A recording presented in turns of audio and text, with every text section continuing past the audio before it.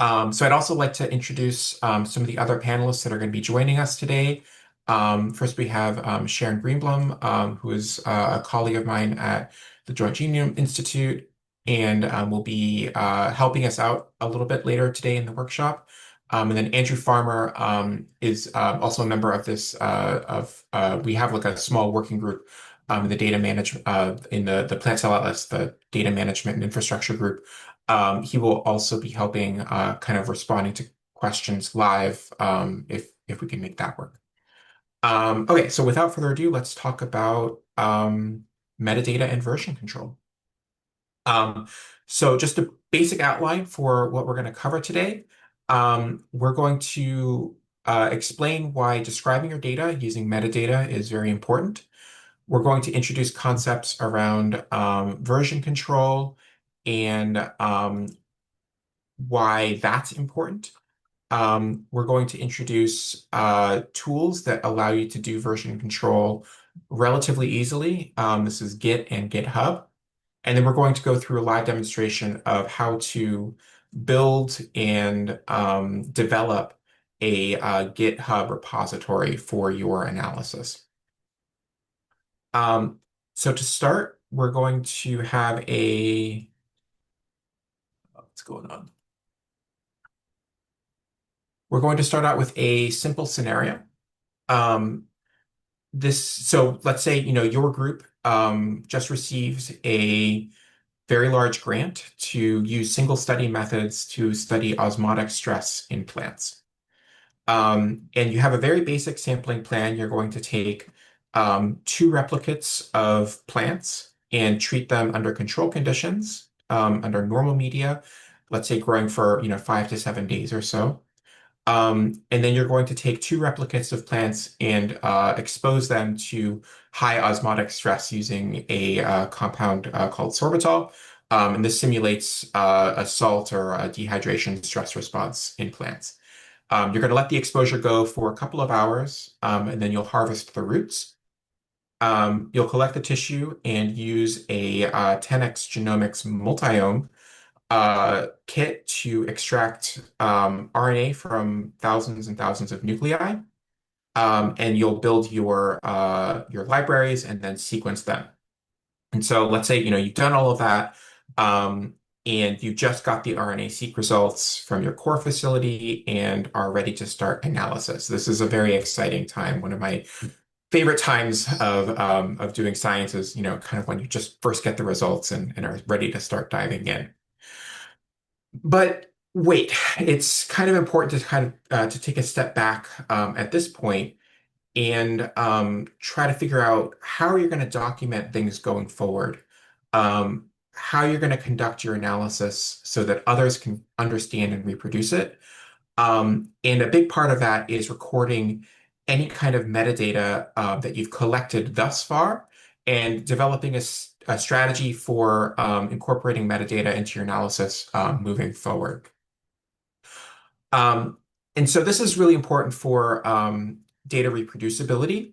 And reproducibility is important because um, you want others to be able to pick up your findings, your workflow, um, be able to replicate it enough so that they can understand it, and come to roughly the same conclusion that you did.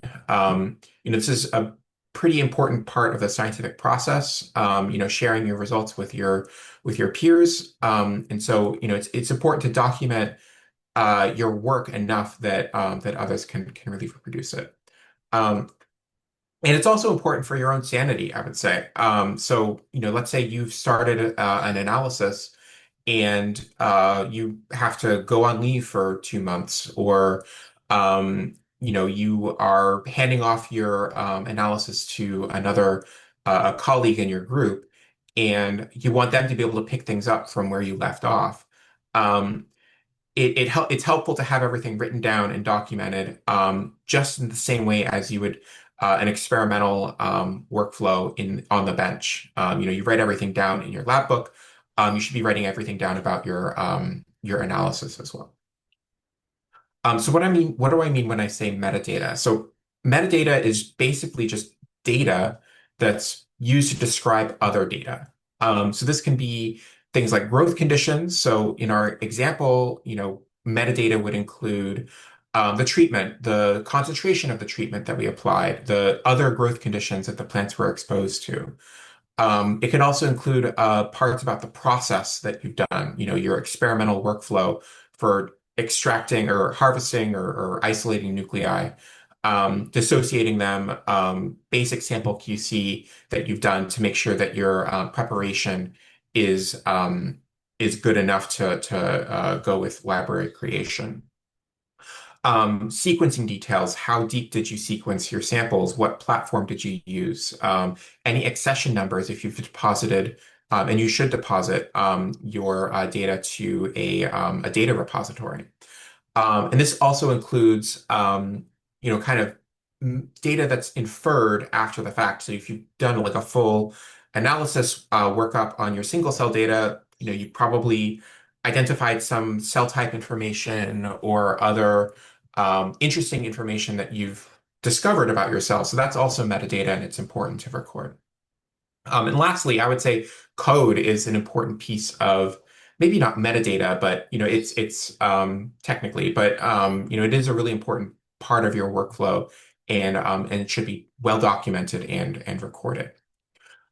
So several schemas do exist for single cell analysis at the moment. These are templates that are designed to record information about your experimental workflow, all the way up to sequencing and the sequencing data that you receive at the end of it. And so one of those is through Annotator. This is actually dates back to the microarray RNA-seq days. So it's pretty well established. And another one that's being developed at the Earlham Institute, chiefly by one of our colleagues in the Plant Cell Atlas, Felix Shaw. And he's done a lot of work to kind of get this schema up and running. So I'm just going to go to this website, singleschemas.org. And there's a couple of different flavors of schema that you can download. So you can just literally download a manifest, open it up in Excel and look at it. And so these manifests are really detailed. They include a lot of information about firstly, like the study, the people doing the work, the sample, and you can go through these. There's just a lot of information. There's examples and descriptions for how you might want to fill one of these out. And this is mostly for eventually getting your data deposited into a repository. Um, and let me back.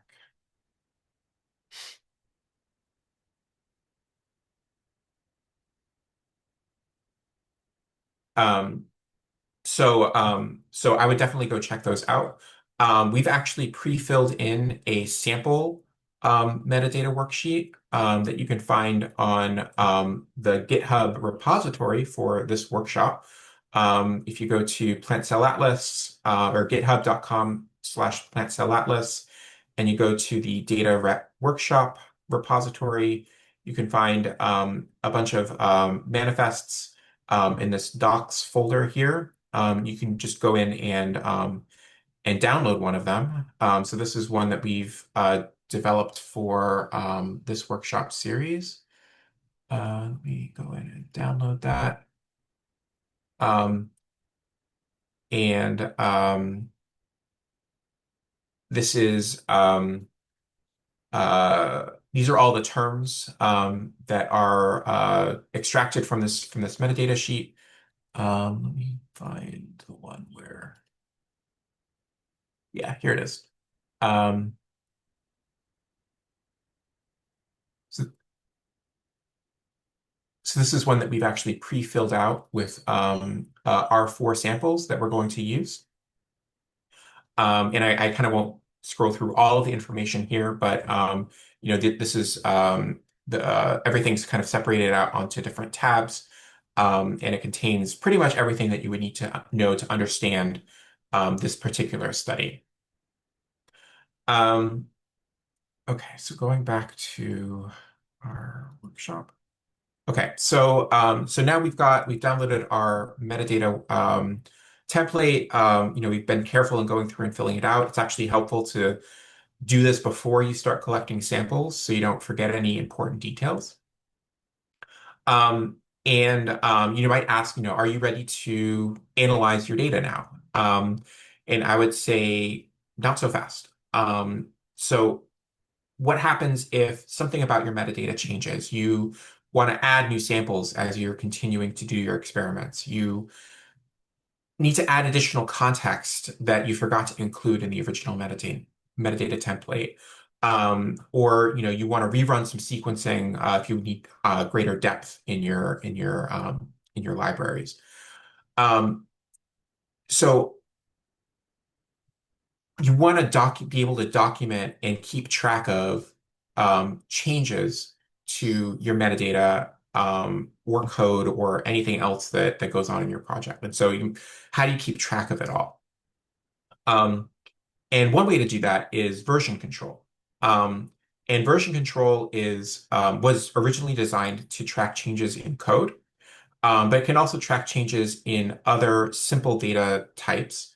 Small, simple data sets, or metadata, as they're kind of encoded in plain text files, comma separated files, etc.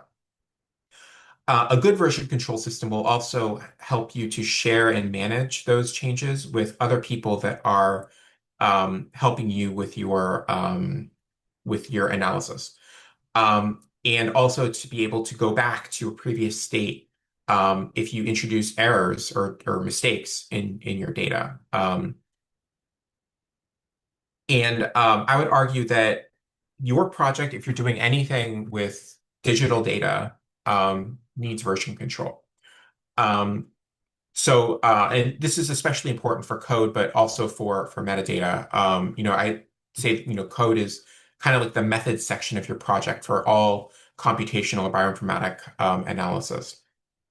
Code can be overwritten, deleted, modified, and it should be tracked so that it can be reused, shared, and improved. And so what you want to do is avoid this situation in this XKCD cartoon where you've got a bunch of untitled files and they're trying to keep track of updates. And it's just a really impossible system to do. You end up with a bunch of files and you probably don't really remember what each one of them represents. So version control can help you avoid that. And so one of the most common ways to do version control, especially with analysis code or plain text, is using a tool called Git. And Git was originally created back in the early 2000s. And it's designed to keep track of changes in a project and sync those changes between different machines. And so I'm going to go through a lot of this in a lot more detail, so don't freak out about trying to understand everything that's going on in this diagram right now. But basically, it's a way to negotiate changes that you're making on your local machine and keeping track of those changes, but also communicating those changes to what's known as a remote machine. So this is could be uh, an internet repository on the cloud, or it could be a central server that you have set up for your group. So basically, it's a way to keep track of things that change and sync those changes with other instances of your project. And I think this will make a lot more sense once I start explaining this and going through the demonstration as well. Um, but a lot of the key terms that I'll be introducing are, what is a repository? What do I mean by local, remote? What's a branch? And commit, which is basically kind of like the save function for your file. But what I think the most important thing to understand right now is what is a repository. And basically, it's just a folder. It's a folder with stuff in it on your computer. Um, And all this other stuff is what you're doing to the stuff in that folder to change it and make it better. Um, so to initiate a Git repository on your local machine um, is just as simple as installing Git and running this command git init. And that initiates your repository, and you can start tracking changes with that right away. But I would say probably the better way to do things is use a version control um, package like GitHub, which is, you can sign up for a free account online. And this keeps track of all of your changes on a remote server, so that it's, if something happens to your repository on your own machine, everything's backed up on a remote place. Um, and when you run Git init or you create a Git repository on GitHub, for example, one of the things it'll do is it'll create a Git folder, and that's just kind of internal to Git, and it just is how it keeps track of all the changes that happen. And it'll create a Git ignore file. And this Git ignore file tells Git not to track certain files, given some patterns that you tell. So if you want it not to track any FASTQ files, you can do that in this Git ignore file. And it's really useful when you're creating really big data files that aren't great things to track using version control, because one, they're really not likely to change at all. And two, if you're using GitHub, they're just simply too big to host on that server. So good files that you would typically track using Git are small text files, metadata files that can be human readable, and code. Um, and so once you create your Git repository, other folders you might want to create, I like to create a source folder. This is where I put all of my code. I like to create a metadata folder for storing, machine and human readable files. Um, a docs folder for documentation or reports or, other kind of more polished documents, and a data folder um, for data files that are generated by your code that you want hosted and tracked. Okay, so I've kind of mentioned GitHub a little bit at this point. GitHub is a large online database of Git repositories. And it can serve as a remote repository for your own project. It's free to use. You can pay them, a few dollars a month for extra features. Um, but generally the service is good enough for most people on the free tier. So I wouldn't bother, you know, uh, s- uh, uh, getting a more advanced account until you really need it. Um, and it includes really, really nice features like issue tracking. You can create releases, which are, kind of final versions of your project that you want packaged up and easily distributed to other non-collaborators. Um, and it's also extremely useful. It's designed to with collaboration in mind. So if you have a small team of people that are working on your project and you want them all collaborating on this one project, it has a lot of tools that make that easy. There are other tools similar to GitHub that essentially do the same thing, like GitLab and Bitbucket. But I would say GitHub is by far and away the most popular one.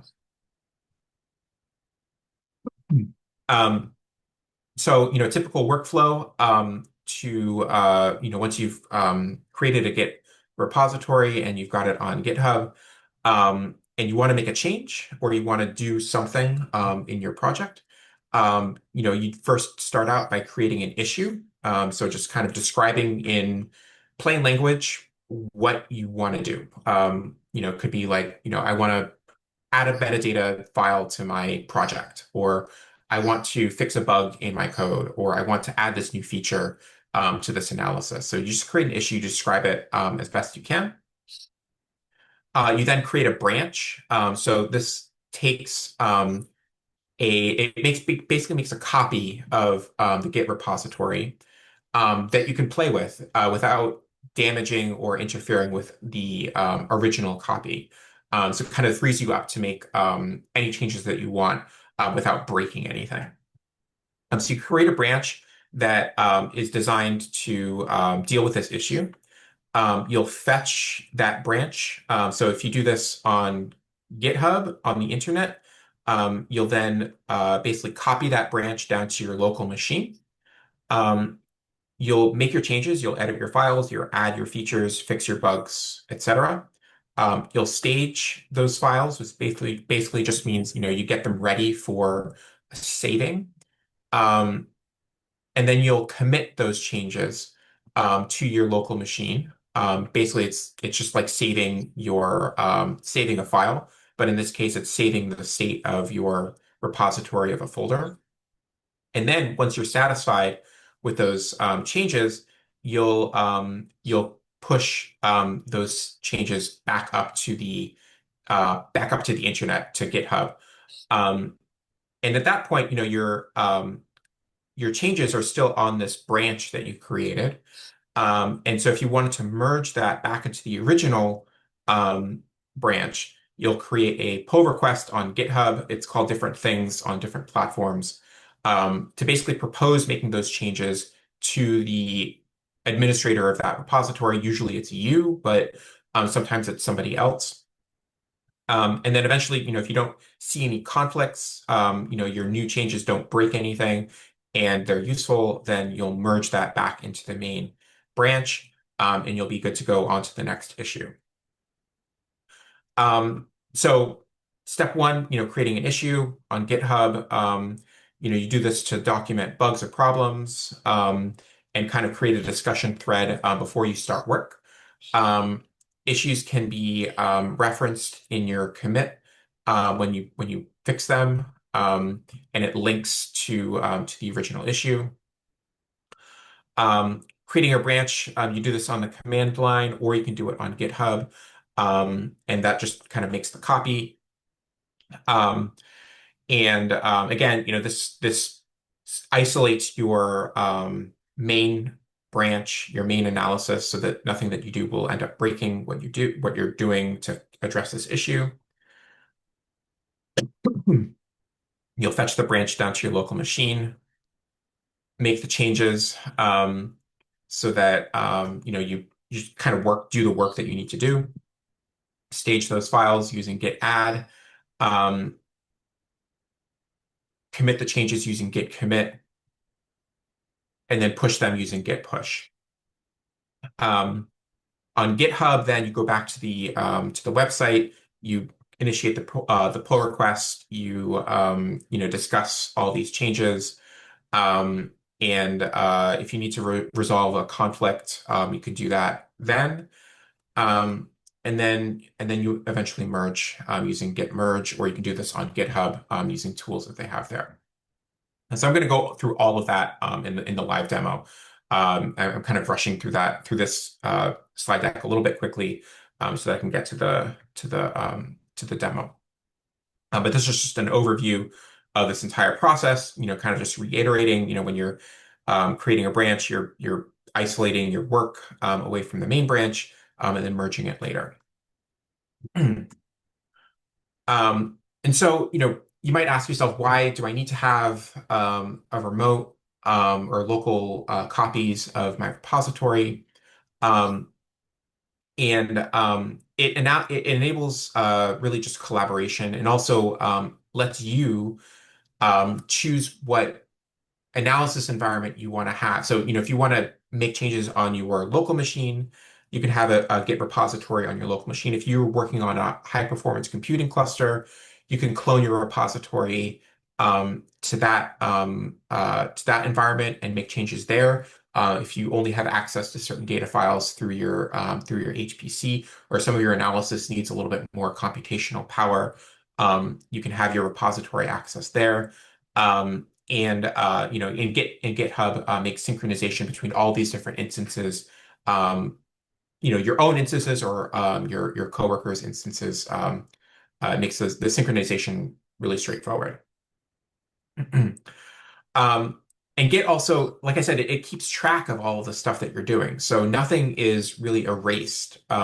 So when you're making new branches and you're making changes, you're keeping track of the original version and the new version as well. So you can easily look at what's been done using a command called git log. And this, just basically gives you a snapshot of all the git commit git commits that you've done through the entire history of your project. So it lets you understand decisions that you made many months ago. You can trace back to when a bug may have been introduced. You can recover old versions of files that you may have accidentally deleted in a more recent commit, and just in general, just document the evolution of your analysis.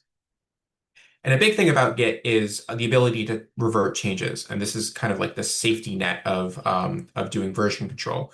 So, if you make a mistake, you can revert. So basically just undo everything that you did in that more recent commit. Um, uh, it lets you revert a range. So if, you made a bunch of commits, um, and you realize that something early on introduced an error, you can go all the way back to that original change. Um, if you've done some work on your local machine, you haven't pushed it up to the remote repository yet, you can undo those using git restore. Um, and you can also view what's being changed right now just kind of make sure that nothing weird is going on before you commit. Okay, so with that, I want to get to this live demonstration. Um, so kind of going back to our example, we just generated a single cell data set and we might want to start processing. To start, let's document our samples and track our changes using Git. Um, so here we're going to create a Git repository. We're going to do that on GitHub itself. We're going to explore issues and pull requests via GitHub. We're going to fill out a metadata sheet. We're going to edit that metadata sheet, and then we're going to uh, fix a bug in the metadata sheet and do some basic collaboration. And then we're going to explore what happens, while we're collaborating if there's a conflict. Okay, so that's the end of this presentation mode. So I'm going to, before going to my terminal, I'm actually going to go to GitHub. And if you want to follow along, if you've got a GitHub account, you can create your own repository as I'm doing right now. But feel free to just kind of listen in if you're not ready to do that yet.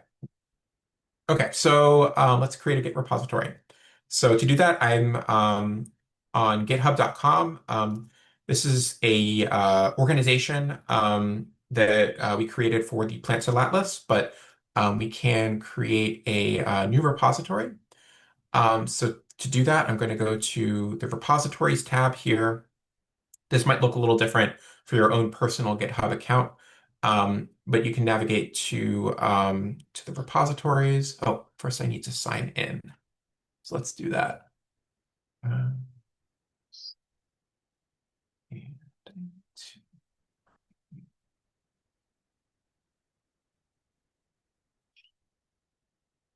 password. Okay. Oops.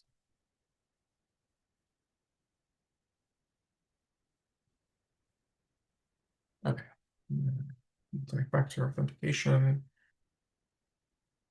To do. Okay. Great. So now I am signed in, and that lets me create a new repository. So I'm going to click that green button. And I'm going to call this repository Arabidopsis osmotic stress single cell. You can call it whatever you want, but ideally it should be something that lets you know what that repository is, especially if you have a lot of different repositories going on at the same time.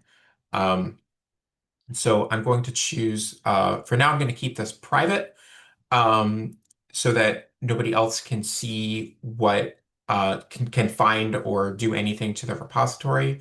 But usually when you're ready to publish your code, or you want to publish a paper with this code, you can change this to public, and then anybody can see it, and you can change some of the permissions around your public repository to make sure that people can't make changes that you don't want them to make on that repo. But once it's public, anybody can clone it or fork, which is kind of like cloning, but it's making a new repository based off of the old one.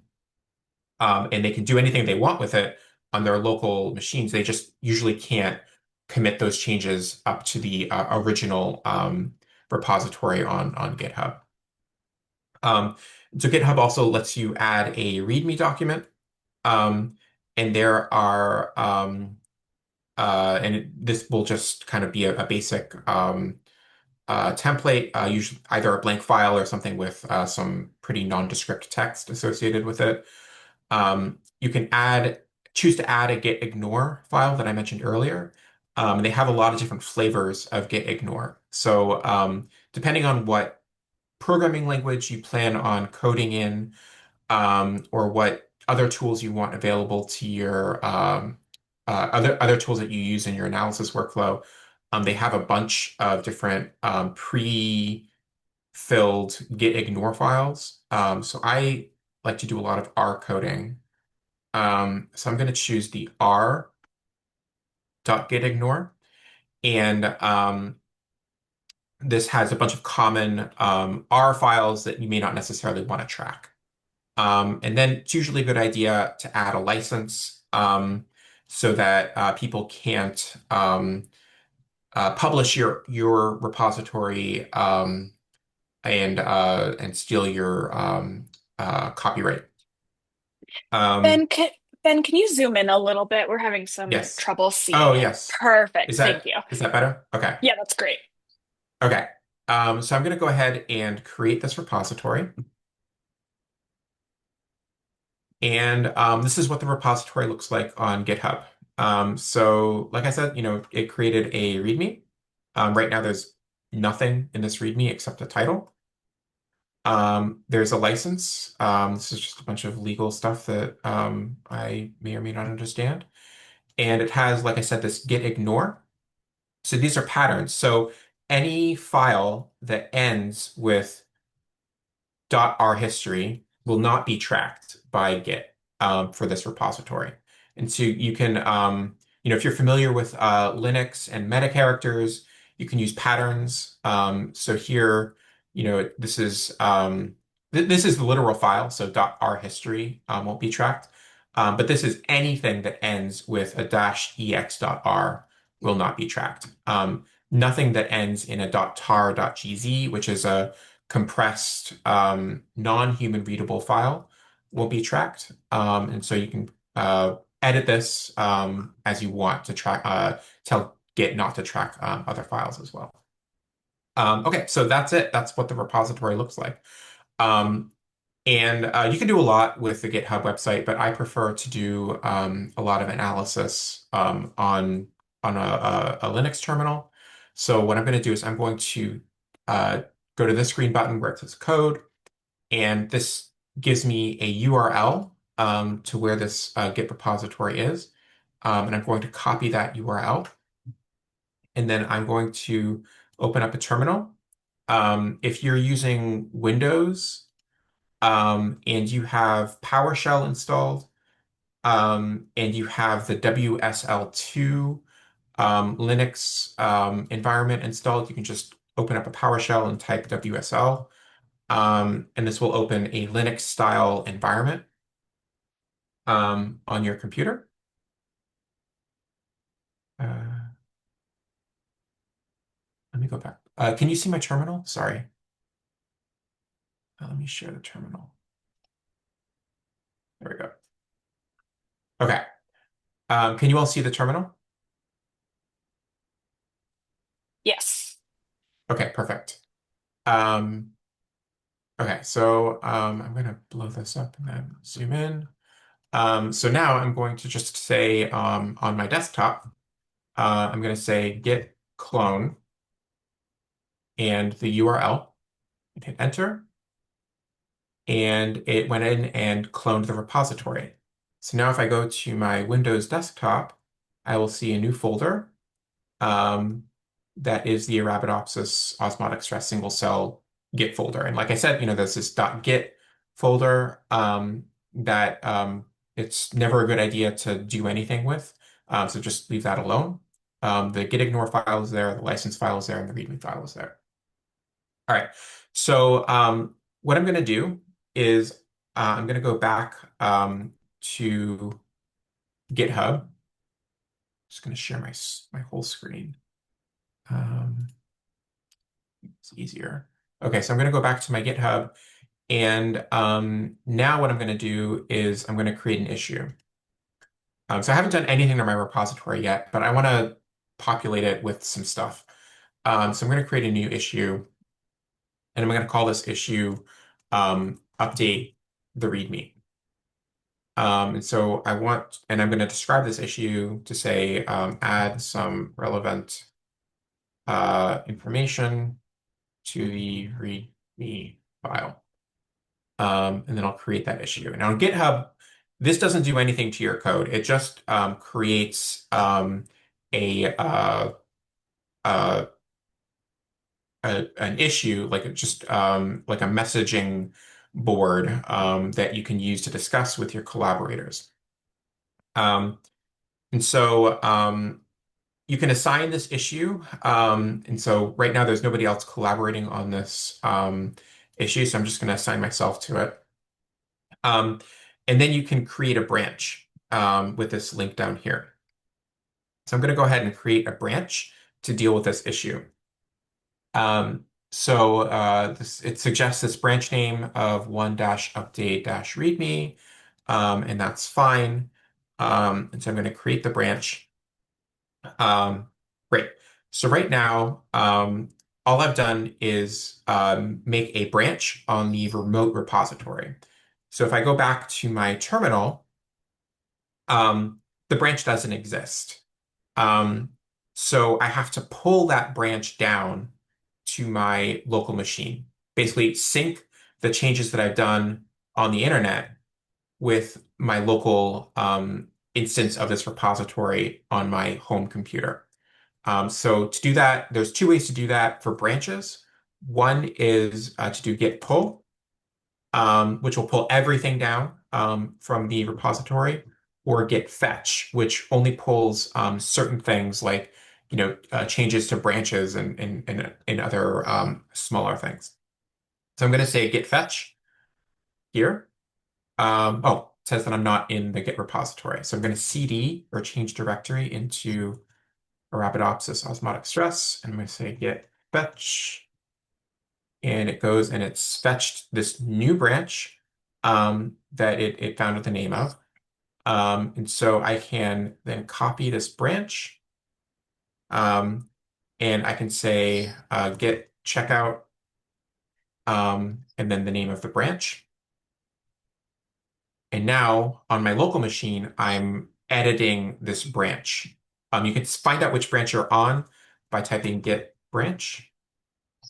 And on this interface, it highlights the branch that you're on with a little asterisk um, here. And yeah, so I'm gonna do what the issue is. I'm gonna say I like to use the VI editor. You can use whatever editor you want. You could use Notepad. You can use anything as long as it's a plain text editor. You can easily make this change. So I'm gonna say VI readme.md, and I'm going to add a description. So this is the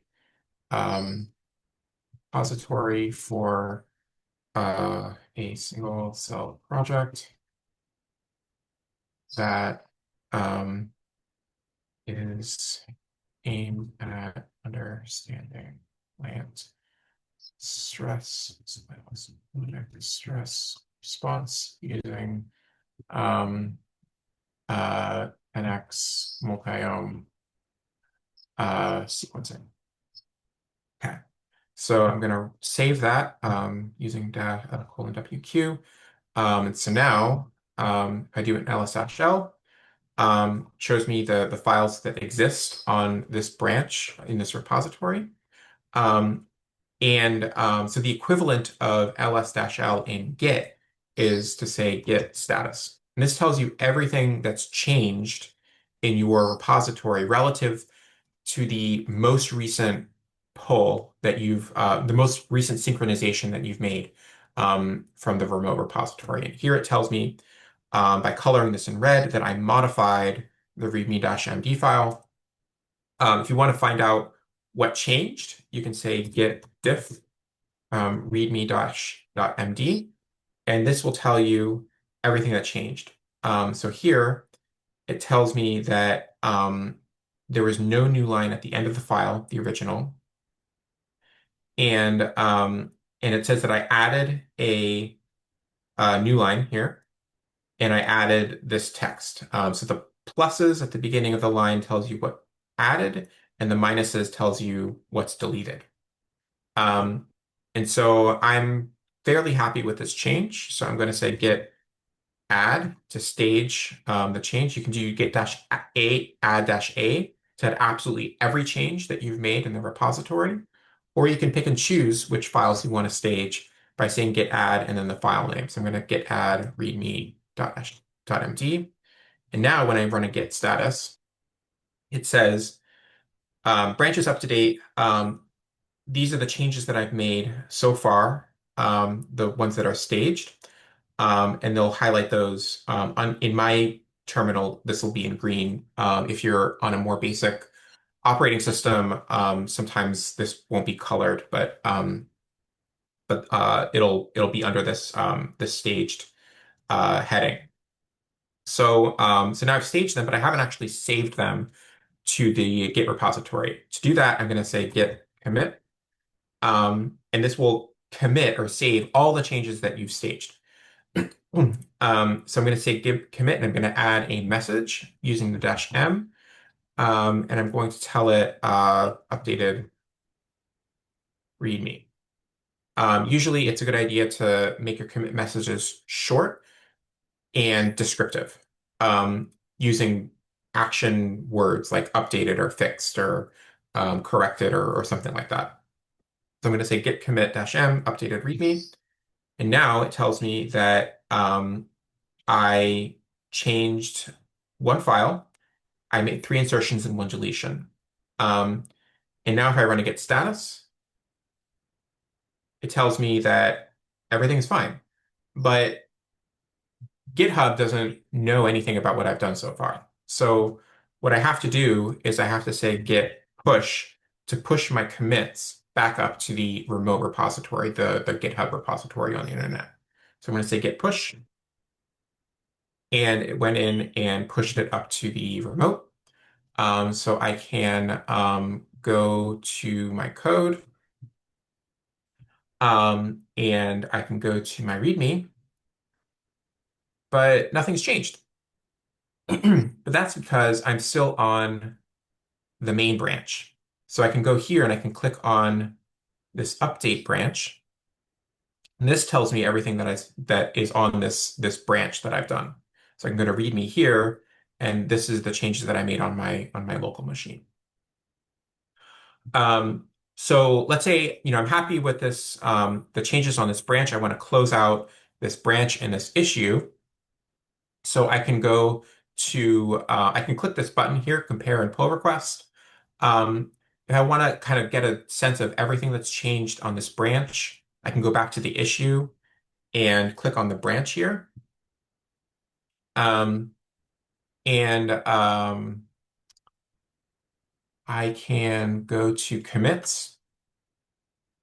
And these are all the commits that I've done on this branch. And I can review them if I want. But I'm going to go back and do a pull request. So I'm going to do compare and pull request.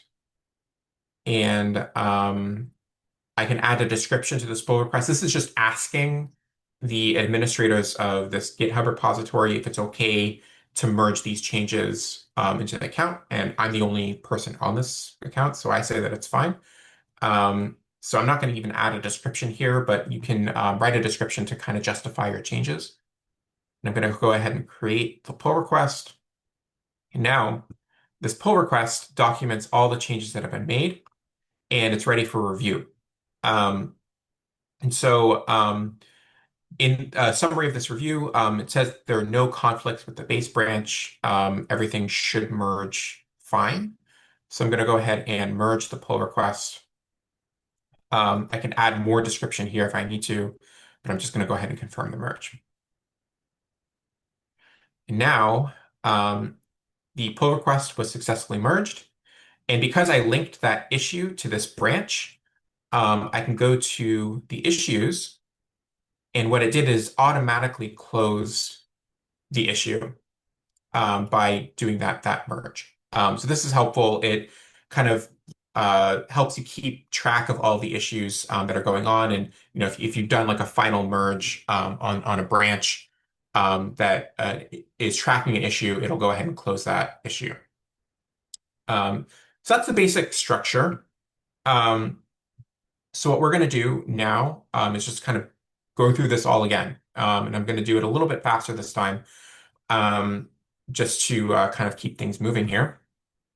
Um, so now what I want to do is I want to create a new issue. Right? This issue is going to be add metadata to the project. Here I want to download a metadata file from single cell schemas.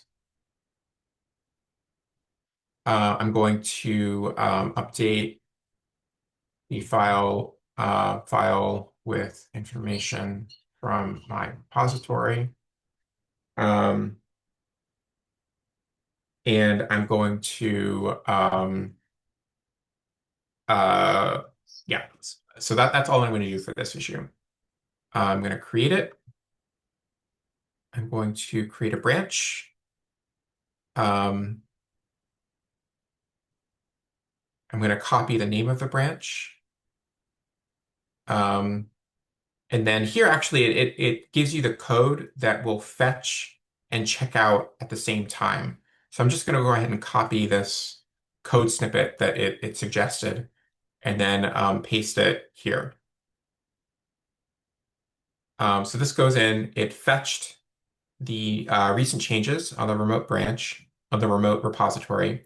And then it went in and checked out this new branch.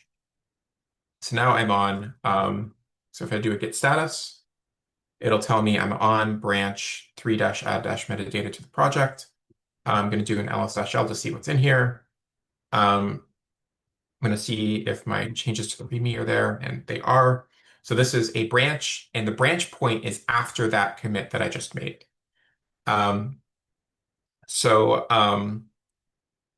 right. So now I'm going to go in and I'm actually just going to go into my downloads folder, um, grab the metadata manifest that I created earlier. So this is, with all of the sample information that we've just sort of filled out previously. Um, Again, you can download this yourself if you want. If you go to Plant Cell Atlas and you go to the data rep workshop repository, you go to docs, and then you download this PCA data repro manifest, and you can just download it on GitHub using this button here. Um, so I'm just going to copy this manifest. I'm going to go into the osmotic single cell repo. Actually, on my terminal, I'm going to make a directory called docs, or I'm going to make a directory called manifest, or sorry, metadata. And I'm going to go into this new create folder, and I'm going to paste the data repro manifest there. and I'm going to ls the metadata to make sure that it's there. It is. I'm going to do git status again. And here it says that I have untracked files. And so in Git, when you create a folder, even if you've added 100 files into that folder, it won't start populating this untracked files with the actual file names until you add the folder to the repository. So I'm going to do git add metadata, and I'm going to run git status again.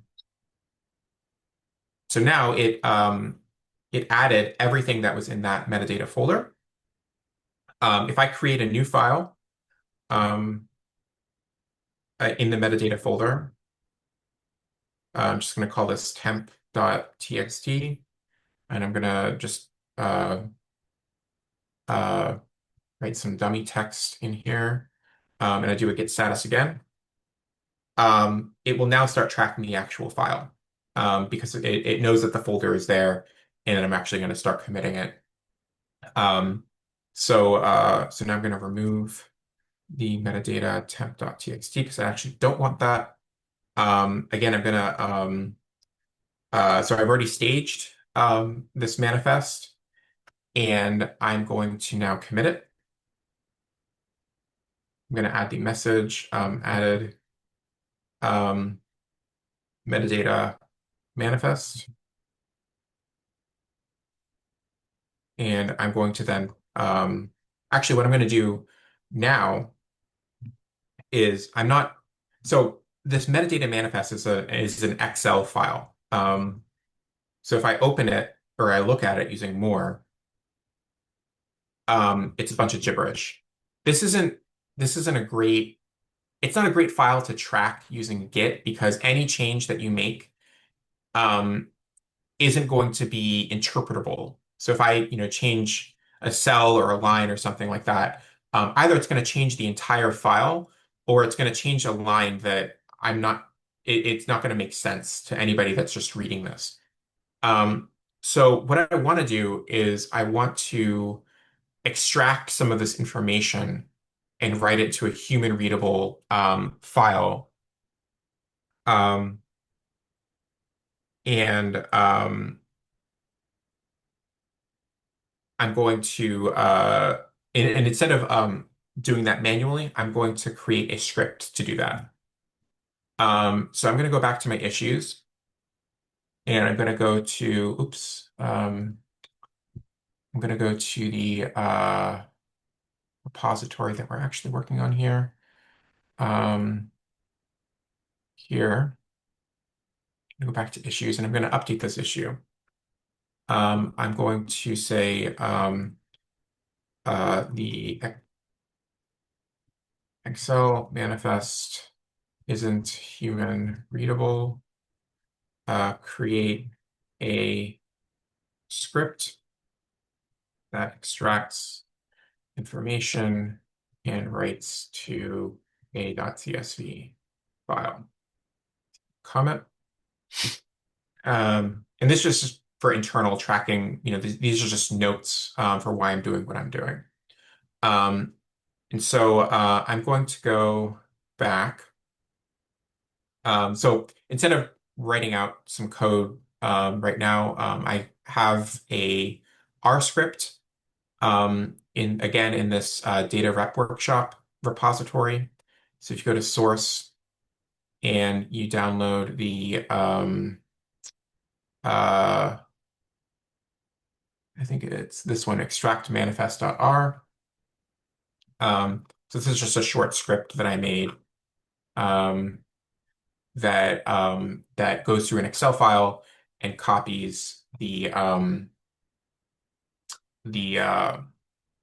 the information and writes it as a CSV. So I'm going to oh no I'm this is the file convert manifest. I have a couple of copies of this script. This is a more succinct version. So I'm going to go ahead and copy this convert manifest to CSV file. I'm just going to download it. Actually, I'm just going to copy the text here, copy, and I'm going to use the VI editor. I'm going to make a directory called src. I'm going to VI src, um, convert manifest to csv.r. And then I'm just going to insert all the code here. Um, and then I'm going to write that file. So now if I do a git status again, it tells me again that I created a new directory, but it doesn't tell me anything in the directory. It's changed, so I'm going to go ahead and git add src, run git status again. And now I have this new file here that's been staged. So I'm going to commit that again. I'm going to give it the message added code to convert Excel sheet to CSV. And now I'm going to get, so now what I have, if I do a git status, tells me that my branch, my local repository, is actually ahead of the remote repository by 2 commits. So I've done 2 commit cycles without pushing back to the remote.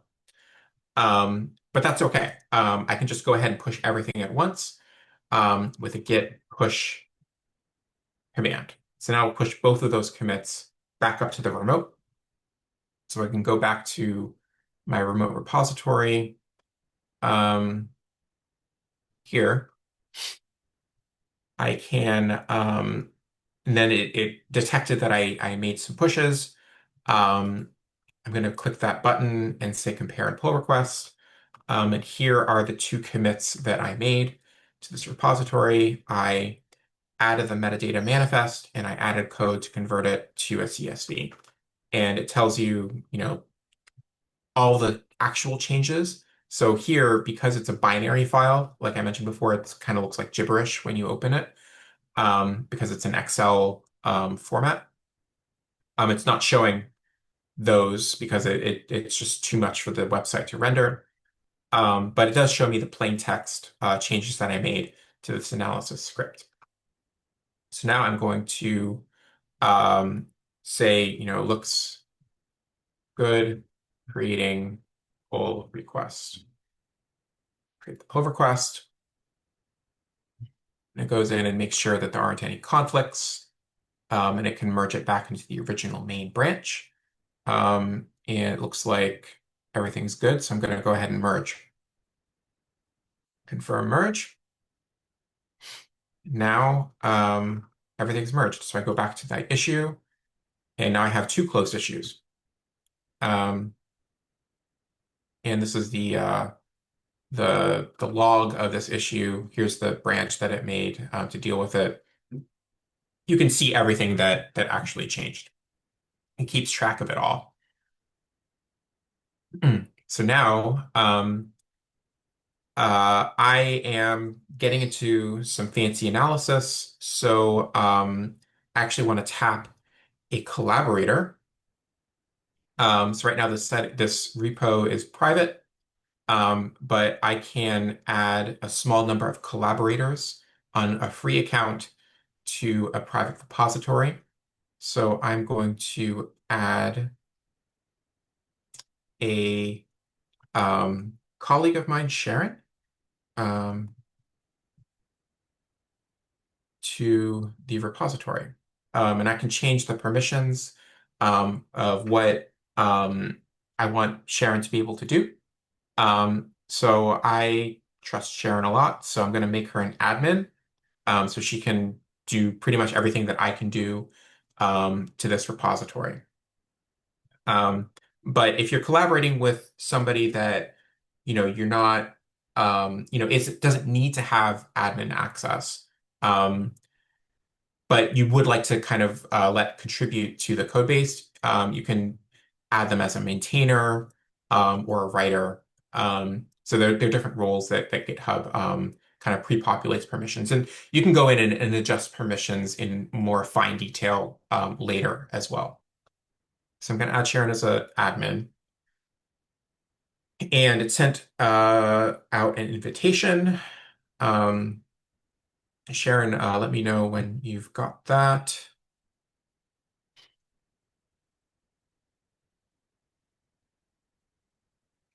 Actually, it might be easier for you to just send me the link to the repo, and I Okay. think that will let me accept. Okay. Go. Great. Okay. So now I've got Sharon as a collaborator. Um, so that's wonderful. So I'm going to create you know, I yeah, I'm going to create a new issue. I'm going to create this new issue, and I'm going to say run conversion script.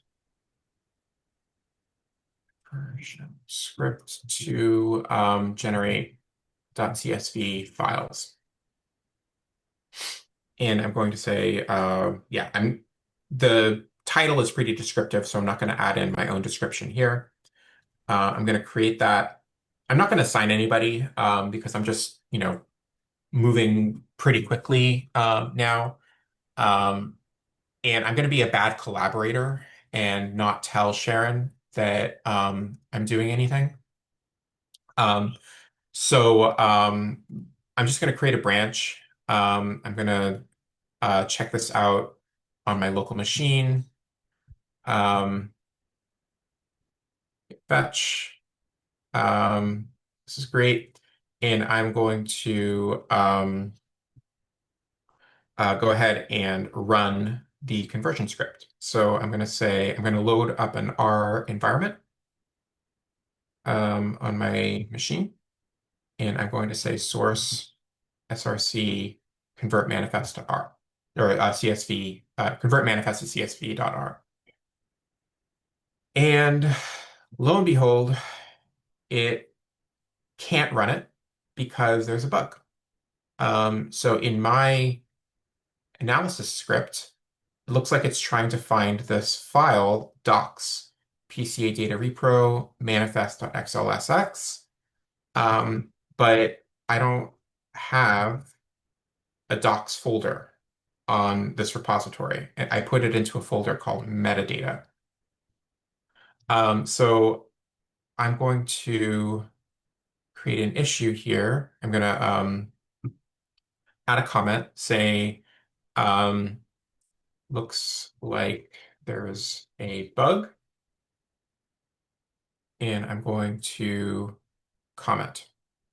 And then Sharon, being the eager collaborator that she is going to see that, and she's going to jump on it and it's going to fix the bug. But I didn't tell Sharon anything, so I'm going to try to fix the bug on my own. So I'm going to go vi src convert manifest file to CSV, and I'm going to go in and look at this bug, and I'm going to say, here's the file that it's trying to do something with. So I'm going to change this docs to metadata. Great. And I'm going to not even notice that there's another string here, but Sharon, being a better coder than me, is actually going to change both things.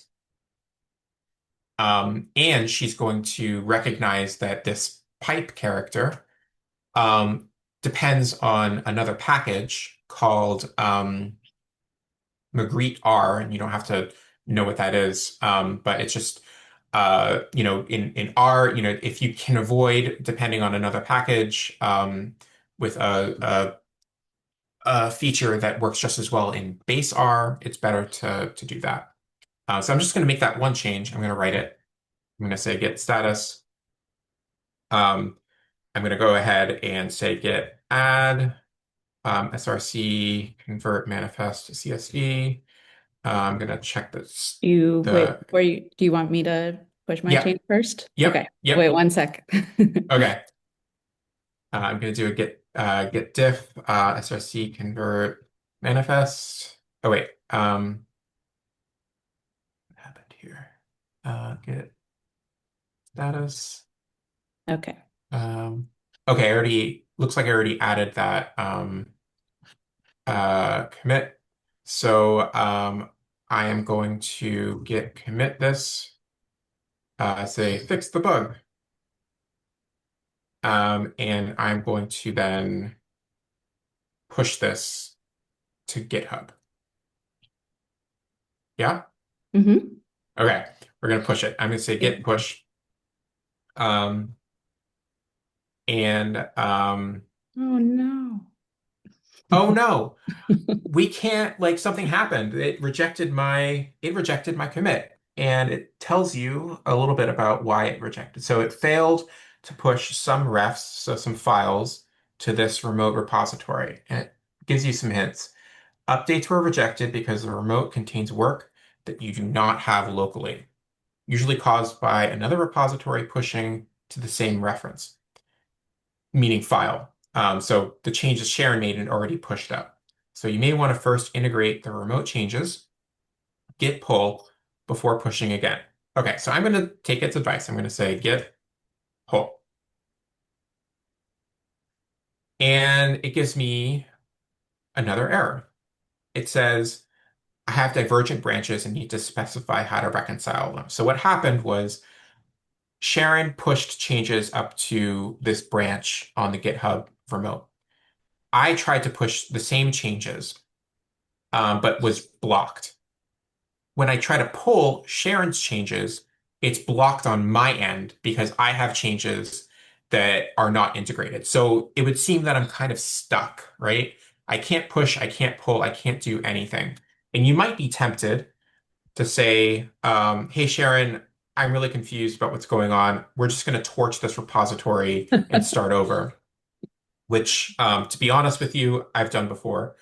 Um, but it's not the best way to do things because you're going to lose all that information, all that context, all that version tracking that you've been so careful to introduce into your GitHub repository up to this point. So instead, we're going to try to fix it, and Git gives you some tools to do that. Um, so one way to do that is to what happens when you try to pull some changes that aren't there on your own machine and you've got changes of your own, is you just look at the file. So I'm going to edit the file. I'm going to bi src convert manifest to CSV. Oh wait, what happened? Git. Um, oh, it's telling me that I can do this. So git config pull vbase false. So I'm going to set it to merge when I try to pull. Git pull. Right. So now it says that there's a conflict.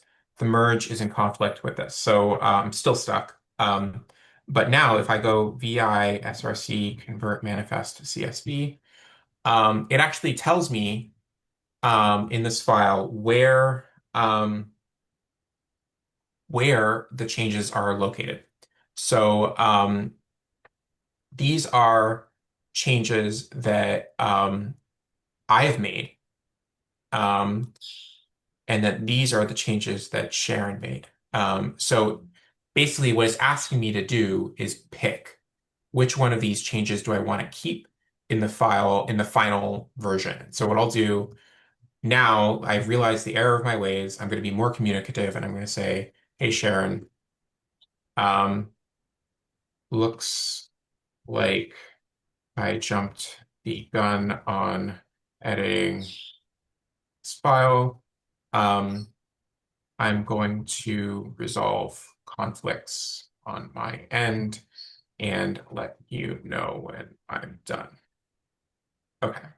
So I'm going to comment, um, and I'm going to go back and do that now that I should be the only person working on this. So I'm going to go ahead and delete the changes that I made because I think that the changes that Sharon made are actually better because it uses this pipe style instead of the original. This one is in base R in later versions. It doesn't depend on a package. And this change also that Sharon incorporated, I want to keep as well. So this looks better. So I'm going to go ahead and write this. and save it. Now, when I go in and I say git status, um, it says that I have an unmerged file, and it says both modified. So it recognized that I resolved the conflict for this file that we both edited. So I'm going to go ahead and add src convert, and I'm going to go ahead and commit. I'm going to say resolved conflicts. Um, uh, Actually, you know what? Before I'm going to do that, I'm going to see if it actually works. So I'm going to open up R. I'm going to say source.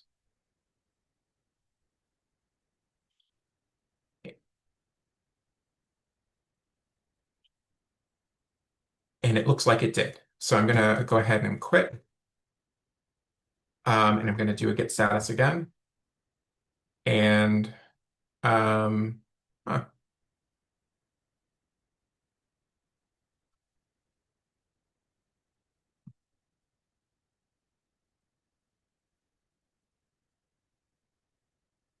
what happened? Sorry, bear with me for a minute. Um, oh, I see. I didn't actually write um, the file. So instead of writing the file, it returns the data. So what I'm going to do is I'm going to say write CSV um, meta data metadata say fn equals paste 0 metadata uh, tab metadata um,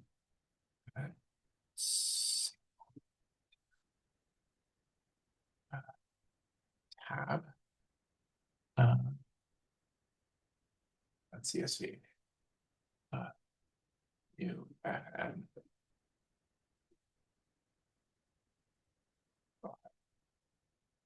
do that. Okay. Uh, Run this again.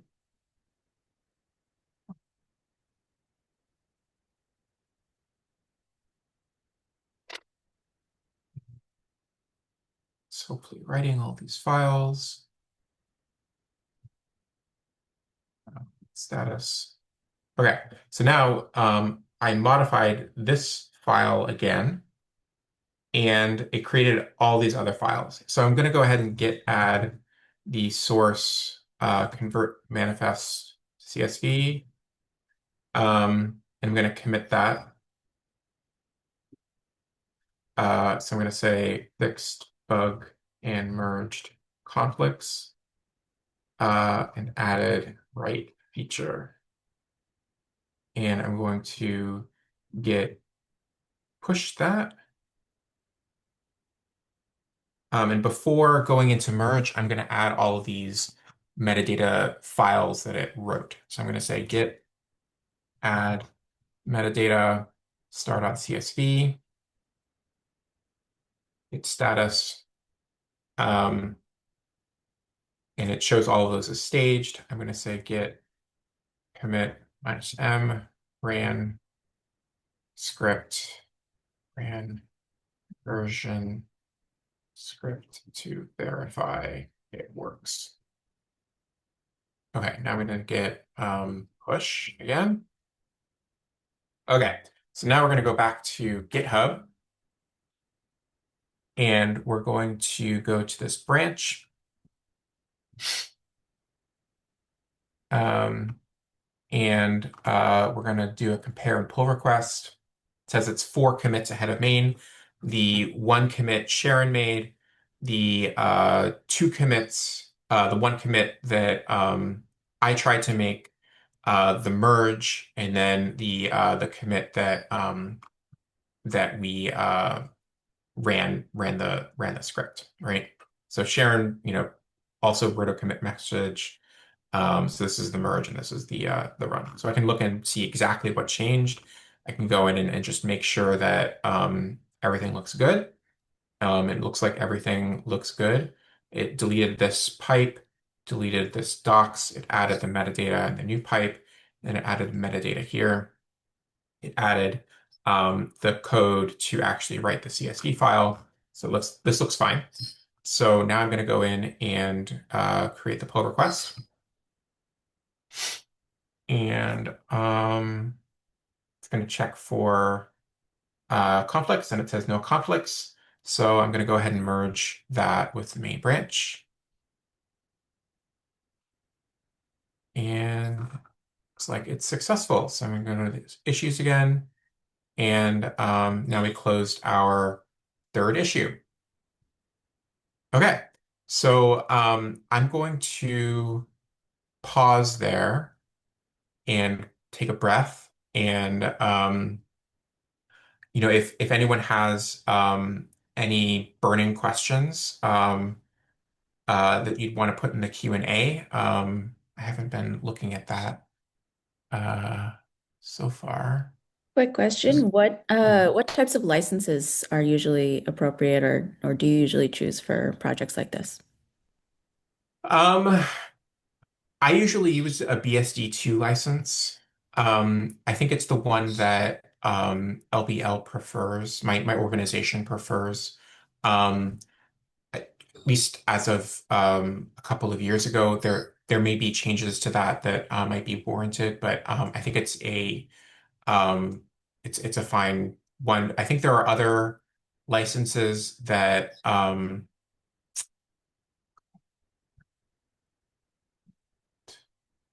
create a new repository. So I did put in the Q&A a link to GitHub's information on licenses, and they do have a chooselicense.com type of license picker for Ah, you. okay. So hopefully that will help. But yeah, curious to know what you usually choose. Yeah. Um, yeah, I mean, I think when I first started out making repositories, I didn't really know what to do. So I think I chose like the GNU public or maybe Creative Commons. I think those are the most permissive. Um, but your organization might have rules. So I think in addition to checking out the website that Sharon referenced, it's a good idea to talk to your IP office, if you have one with your institution, and ask what they prefer. They may have a custom license that they like to use with specific text in it that protects things in a way that they like to do. Um, cool. Um, do you, Sharon, do you want to do a revert? Um, sure, we can try. Okay.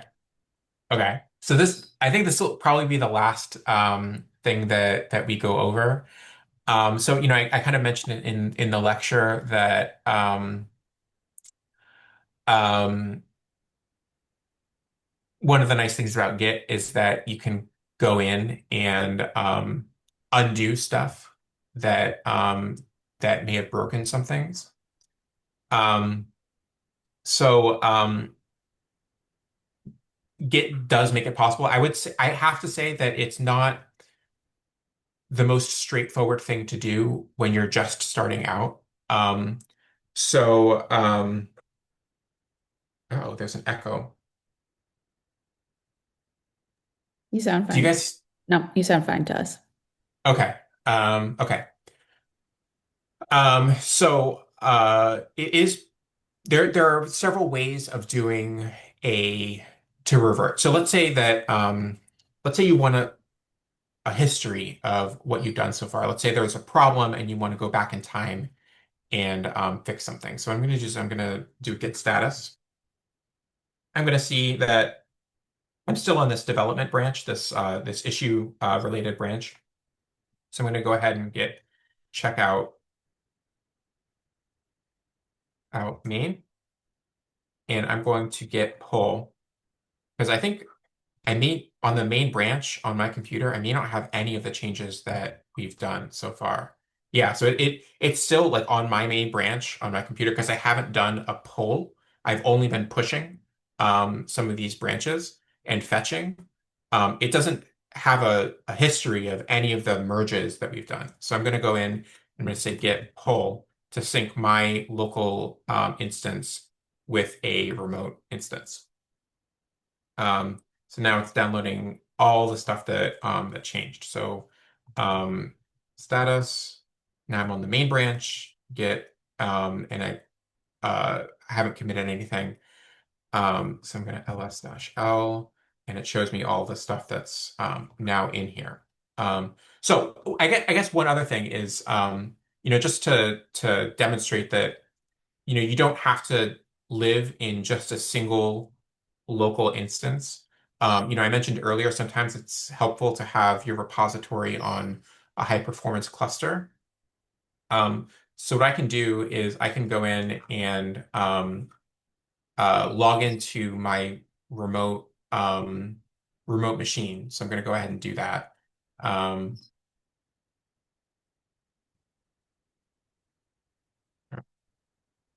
Token.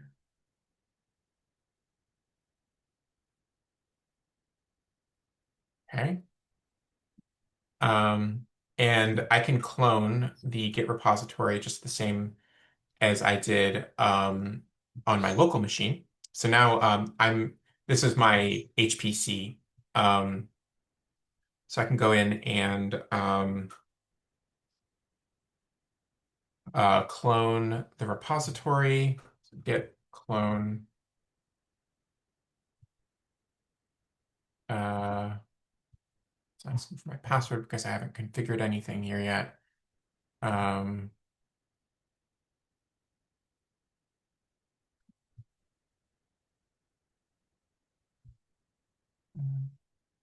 Oops. I guess in the meantime, we have a question in the chat about is this the same workflow you'd use to, for example, store analysis outputs, not just metadata? Is a Git repo a good place to store actual data in addition to metadata and code? Yes, but um, like I mentioned before, some data types are better tracked on GitHub than others. So I would say if you have a compressed file, like a gzipped file or like a JPEG like image, um, in some cases it does make sense to track those. In others, it may not make sense because any change that you make to that file, it will basically have to delete or to update the entire file on GitHub instead of just a single line or several lines. Um, so if you have compressed data or data that's like binary file data that isn't likely to change, and it's relatively small, then I'd say go ahead and put it on your Git repository. If you have data that is binary or compressed, and isn't likely to change but is huge, then you can use something called the Git large file storage. And I don't have a ton of experience with that, but it's basically a way of hosting your data in a remote repository that it doesn't really track, but it does know that it's there. So you can use that to store those types of data. Now, data that might be machine readable, that is huge and isn't likely to change. I would still use the Git large file storage because there are hard limits, especially on GitHub. Like I think the largest file you can do is Uh-huh. 100 megabytes, and it advises you not to do anything more than 50. Um, but your Git repositories do have like a maximum size, I think of like 1 or 2 gigabytes. Um, so, if you can get some of those big files referenced using a different way, then that's probably um, better way to go about that. So yeah, so basically, I would say any data that you're generating is good to track because especially if it's likely to change. As long as it's that tracking those changes actually makes sense, that you're able to use that tracking for something. Right. Um, Whereas I wouldn't probably put like a raw FASTQ file in Git repo if this is raw data that will not change because it's data that came from the sequencer or something like that. Right. Right. Exactly. Yeah, so it's better, if you have like FASTQ data, FASTQ files, it's better to have them in a repository that's built and designed for um, that type of data, like the NCBI SRA, or other large repositories like the ENA at EBI, and then just have accession numbers so that it's possible to download the data if you need to use it. Are there other questions? These are great. Oh, can someone Um, easily hack your account? Um, I don't. I mean, I honestly don't know. I don't. I mean, you need to exercise your own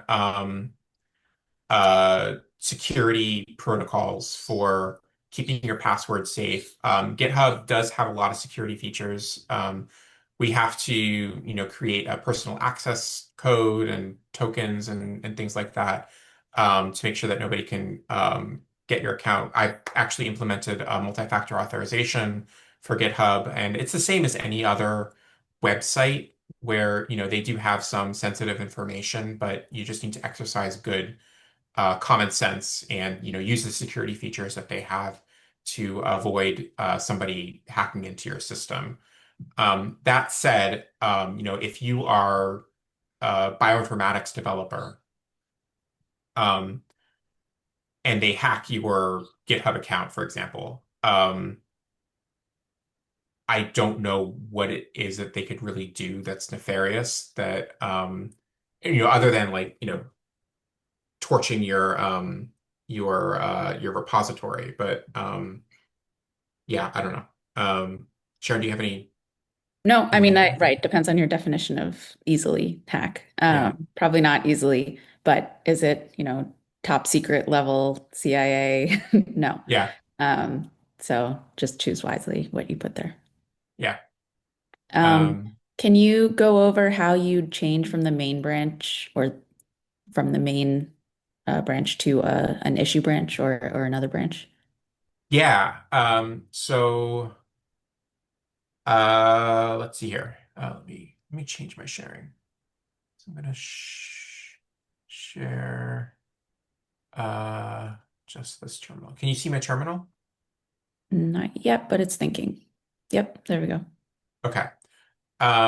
So let's so I went into my HPC and I cloned my branch. I'm gonna CD into that um main branch. I'm gonna make sure that everything's there. Now I'm gonna say git branch to see what branches I have. So right now I don't have any other active branches on this repository. So I can go ahead and create one locally. I can say git branch or git checkout -b um, test branch. And now git status. Um, I not only created this test branch, I also what's called checking it out. So I just so now I'm on that test branch, and any changes that I make to this test branch won't be on the main branch. I can go back to the main branch by saying git checkout main, and now I'm back on the main branch. And now when I do a git branch, it'll show me that test branch that I made initially. Can you all see that? Yep. Okay. So So I'm- git Get Yeah, checkout, Git right. Git checkout is how you change between different branches on a Git repository. This -b flag, it just makes just tells it that it needs to actually create this branch because it doesn't exist yet. hmm And get branch is what shows you what branches exist. Great. One little caveat there is that a branch can exist remotely. So you would be able to see it from the website, the GitHub website, but it might not yet exist locally because maybe I made a branch, but Ben's local computer doesn't know about it yet. So I think it's git branch dash A will show you all of the branches, including ones that don't yet exist locally. My keyboard is on Screen the got very fritz. small. No, my keyboard isn't responding anymore, which is kind of a problem. Let's see. No, it's working. This one's not. Okay. I have to change gears here a little bit. Okay. Um,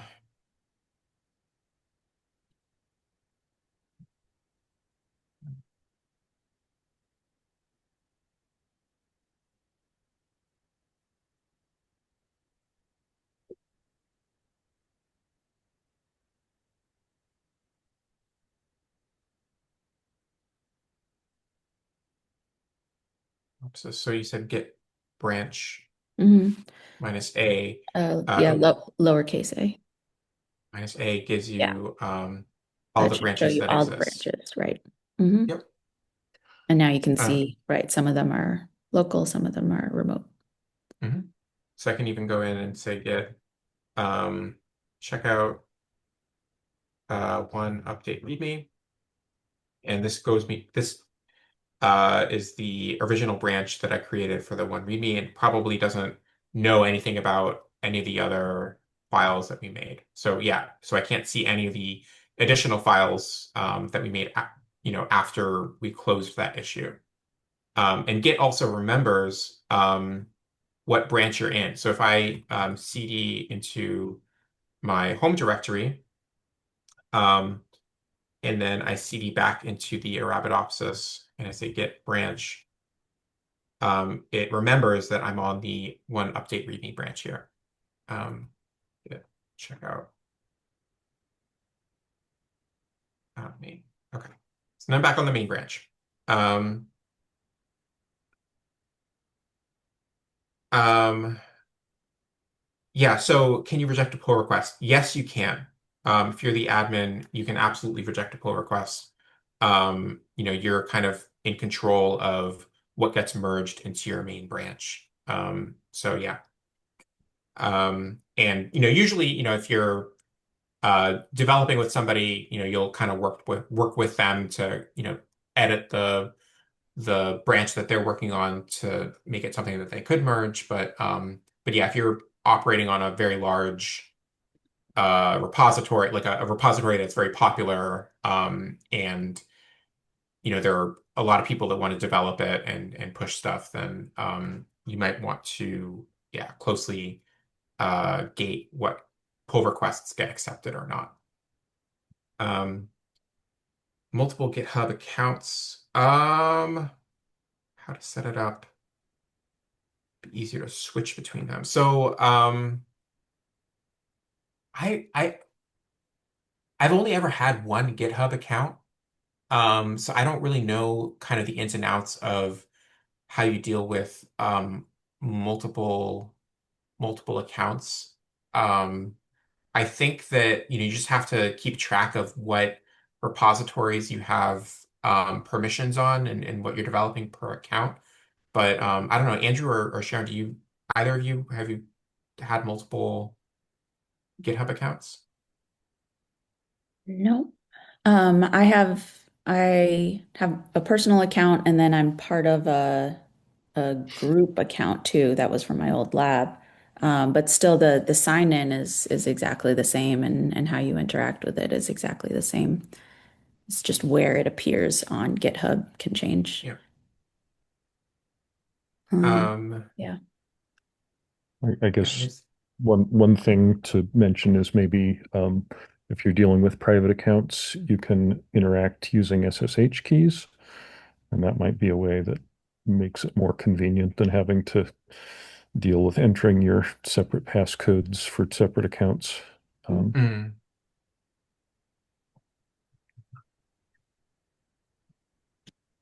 cool. And then one more question. Is there a way to sync data automatically from your local machine to the remote machine and vice versa? I guess the key there is word automatically. Automatically. Yeah, because Yeah. what we've just showed you is how to do it not automatically, right? You git add, git commit, git push, and that will send data from your machine to the remote repository. But automatically, there are ways. I've just not personally used them. Yeah, I don't know if it's a great idea. I didn't know that there are ways to automate it. I guess I'm not as familiar with ways to automate pushing. I'm familiar with ways to automatically pull I from see. a Git repo so that you are always looking at the newest version of it for most part. Yeah. Yeah, I would say it may not be a great idea if, especially if you're collaborating, because if you've made changes locally and somebody else makes changes, and pushes it to your remote repository and it's automatically pulling, then it's going to either conflict or overwrite changes that you've made on your local machine. Um, so I mean, it might be a little more convenient if you can do it automatically, but I think it's helpful to have that kind of control over what gets pushed and merged, so that you have to kind of have to think about it every time. It can be annoying, if you're doing this a lot, but I think in the long run, it's probably better. Data that's sensitive. Um, I've never handled sensitive, like PII or uh, confidential or classified or regulated material. I've never handled that type of data, so I'm not that familiar, or like I would HIPAA. probably not put that in a Git repo. I would If probably it's not hit. Yeah, sensitive or confidential, I probably would not put that in there. And there are other types of repos or other types of repositories, like SRA or other repositories that are made to be much more secure. GitHub is primarily for code and small metadata files and things like that. So yeah. yeah. I mean, I think if you have the infrastructure at your institution, you might be able to create a like a remote Git repository that isn't GitHub that might be able to operate in the same way. Or maybe there's like a Microsoft product that you can purchase that is built to handle some of these security things. Um, but yeah, like definitely don't put it on a free GitHub account. It's a little too exposed. Um, okay, so I think the last thing that I'm going to do, or try to do, is execute a reversion. So I'm going to say git log, and this would be like in the case if you made a change that you've already published to GitHub and you're not happy with it and you want to go back in time. Um, so I'm going to say git log dash dash one line, and this gives me a summary of all the commits that I've made, um, and some of the merges that I've made in the repository thus far. And let's say that I wanted to go all the way back to uh, to this commit. So this is like just after I created the README, right?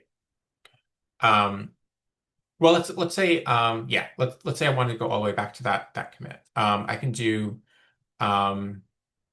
git revert, um, the name, and you copy. So this is like a unique string that identifies each commit. Um, so it's unique to that snapshot, that saved version of your repository in time. And so what git revert does is it takes that commit and it writes changes to undo it. So it doesn't erase the changes. It makes new changes, but in the opposite direction, to go back in time. So I can say git revert, and it only operates on one commit string at a time unless you give it a range. So right now we're at the head, And I want to erase everything from this commit all the way up to the head. So I'm going to give it the name of the commit string dot dot head.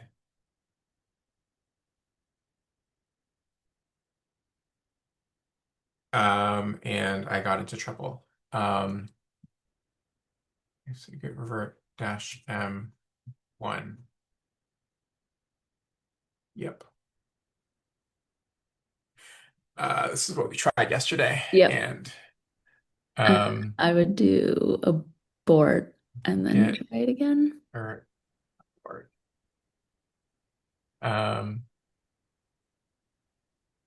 there we go. So I had to supply that dash M1. And then this is a commit string that it's going to write. And so this is a text document or text editor. And this is the string that it's going to write. And so this reverts this commit and changes to that. So it's going to basically ask me for each one of these commits to verify that it's reverting. So I'm going to say dash colon W, oops, colon Q. And it says now that there's nothing to commit. So I made that commit. Say git status, name branch, reverts currently in progress.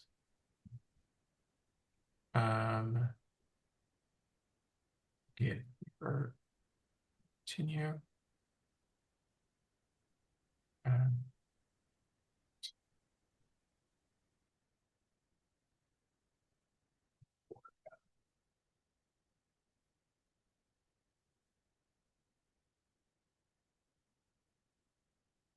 Yeah, this is more complicated than I think it actually well, it's more complicated than you would think. The one thing that Uh, might be important to know is there are two commands, git revert yeah, and git and git restore reset. or reset, yeah. Reset. And revert is the safer one. Yeah. Git reset will erase parts of your GitHub repository's history, which can be considered dangerous.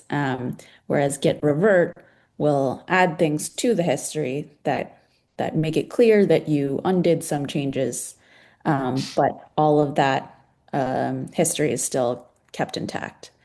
So when in doubt, use git revert, not git reset.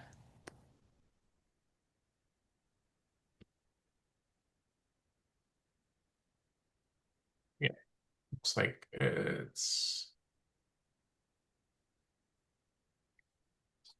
let's try. Oh, that because I'm not actually overwriting anything. So I'm gonna say git status.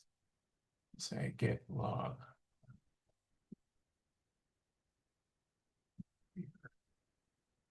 This one. Okay. Uh,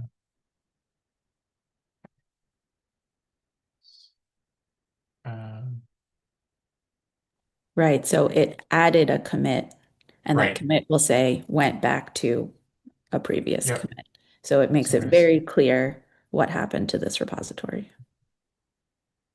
even though the state of the files will now look like a previous point in history. yeah. So if I go back to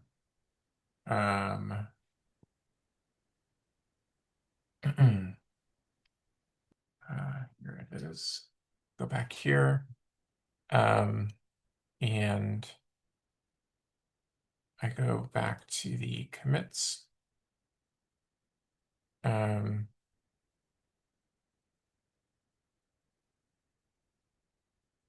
Yeah, so this is so this is the commit, a new commit, and the commit is revert this commit message. So basically undid all the stuff that I did with this commit. So now if I go to the code, it doesn't have any of those metadata files. that I made. But if I go back to the commits, and I go back down here, and I go to browse files, all those files are actually there. So it didn't like delete anything. It just added the reverse change. And it's possible to do this for multiple commits, but it gets a little hairy. I think there's merges involved.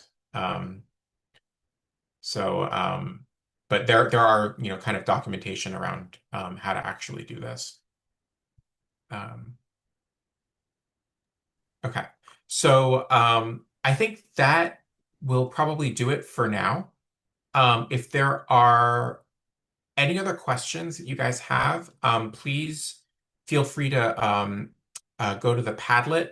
And Joanna, can you paste that into the chat again? There it is. And enter them there. We'll try to answer them as best as we can. I really hope that this was informative. And I hope, actually, really, really hope that you guys are inspired and will start doing some version control on your projects. I will say, as annoying and sometimes frustrating as it can be, it does save you some sanity, if you're getting into this, into big analysis projects. I've been burned many times in the past for not doing proper version control, and this will save you some trouble. Tomorrow we've got another really exciting workshop. Andrew is going to lead a demonstration of Docker and containerized environments to show you how to do your stuff in a reproducible way and in a reproducible coding environment. And then also stay tuned for Wednesday's presentation. And Michael Pascalacqua is going to tell us about Jupyter Notebooks and downstream single cell workflows. So thanks so much again for joining. This is going to be recorded and shared. So if you want to go back and revisit anything, please feel free to do so. And with that, I'll wrap it up.